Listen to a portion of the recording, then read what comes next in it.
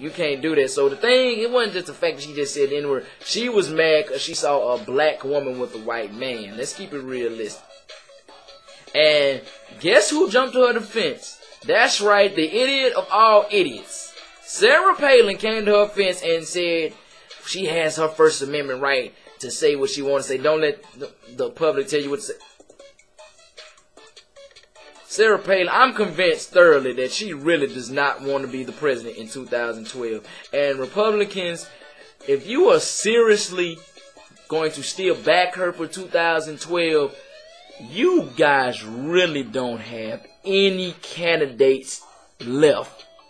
That is the best you have. And that's the best you have. That is very, very sad. It was bad enough she was writing notes on the hand. Yeah, we haven't forgot about that. But now for you to say it's right for someone to use racial slanders. Racial slurs towards people. No, that's not cool. I don't care who you are. That is not cool. And I also want to say this. A lot of white people I've been hearing, they said they don't like because that word offended them. I wish white people would stop saying that. That word cannot offend you. No one has ever called you or any one of your ancestors that word as an insult. You can be ashamed that it's in the American vocabulary, but do not say that you're ashamed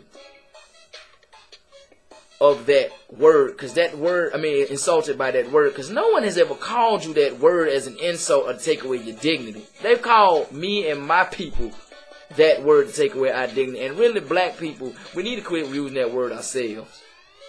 It's very bad for us to use that word, because it shows our ignorance. And that's exactly what white people like to see. They like to see us as ignorant as they can. And speaking of ignorance, I'm going to get to this later on. I got a prime example of ignorance. I'm going to say this. It really didn't happen over the summer. It happened yesterday, and I just want to speak on it. T.I. and his wife, Tiny, got arrested for having weed in their car while they were driving.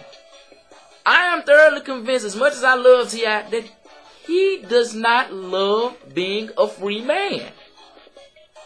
He doesn't. You just got out of jail with having weapons that could have got the average man thrown under the jail. And for you to get arrested for some stupid stuff like that? Come on, T.I. And Tiny is... I don't even know what to say about Tiny. Tiny just go do whatever T.I. says. Like, y'all remember during the first season of Tiny and Toya, he said he didn't want her working, out on the road working.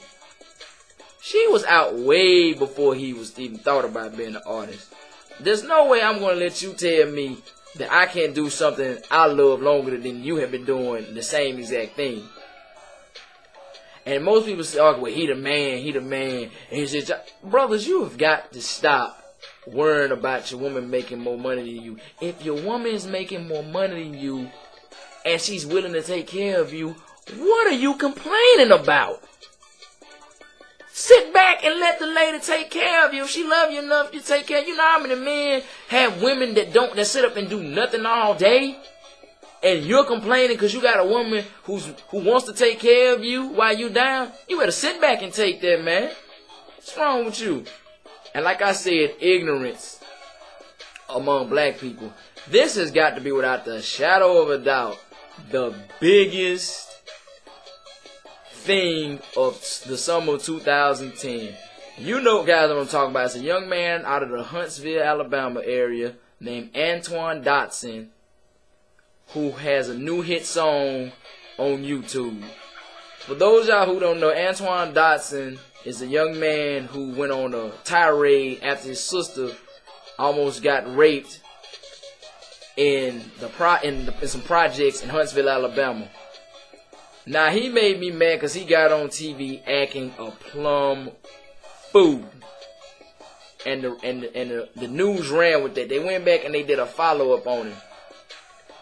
Now, I'm not mad about the brother being mad about somebody raping him and going off on a tirade. Because, if someone raped one of my family, I'd be the same way. I'm not even mad about him being gay. Because if you've seen the video, you know that man is gay. I'm not even mad about that. I'm mad that he got on TV with that wife beater on as dingy as it was, and a red bandana on his head with his hair undone. That was very tacky. Then they did a follow-up with him a couple of days later. And they had to call and ask if they do a follow-up, because I'm a communication mate. You have to call and ask someone, can you do a follow-up to this story?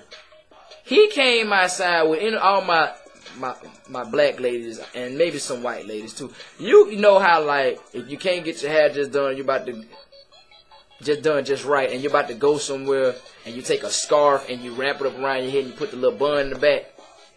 He had the nerve to get on TV with that in his head the next day. And I was like, they're just going to show any negative aspect of the black community they can.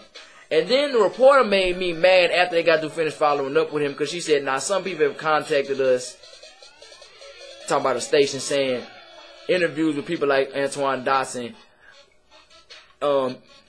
it's an insult to the community. I say censoring people like him is far more worse. Of course you would think censoring people like him is far more worse, because you don't want to take away that stereotype that middle class and upper class white America has about black people. So of course you're going to want to not censor him. I guarantee you any kind of money, if Antoine Dotson had got on TV and was speaking proper English, they never would have ran his story. And I knew they wanted to run this story because it was funny to them, because things happen in the hood all the time when it comes to black people. Kids are getting hit by cars, are getting caught in drive-bys and catching stray bullets. They never do follow-ups on that. They never expound on that. So that's how I know that they wanted to make a fool out of Antoine Dotson. And he, being as ignorant as he is, fell into the trap, because they asked him how he feel. Well, I am so glad, because I just know I finally on somebody's TV. I'm like... And I already knew that the story wasn't good, because when the police officer, the investigator, was going to dust for prints, the man didn't even have any gloves on. They weren't trying to find that rapist. And this guy and his family, God bless their hearts, they was too ignorant to realize that. Because that's the first thing I caught when I saw it. The investigator had on no gloves. And it made me real mad. And now he has a song on YouTube and iTunes that's one of the biggest hits. How does that happen? Black people, we really got to do better. That's ridiculous. I can't even understand that. Well, you guys know what that sound means. It's the end of another episode of Real Talk Petey Mac. I'm glad that you tuned in with me. I missed y'all just as much as y'all might have missed me. If you have a topic that you want to talk to me about, hit me up at PeteyMac10@yahoo.com. Follow me on Twitter at twitter.com/PeteyMac10. Join my group on Facebook. And you can also go to iTunes Store. I'm on iTunes, so if you want to listen to me in your car, on your walks, or in class, because the teacher is not saying anything that you feel is relevant, you know, go subscribe to my iTunes show. It's been my first episode back. I love y'all. God bless y'all. I'm out. Peace.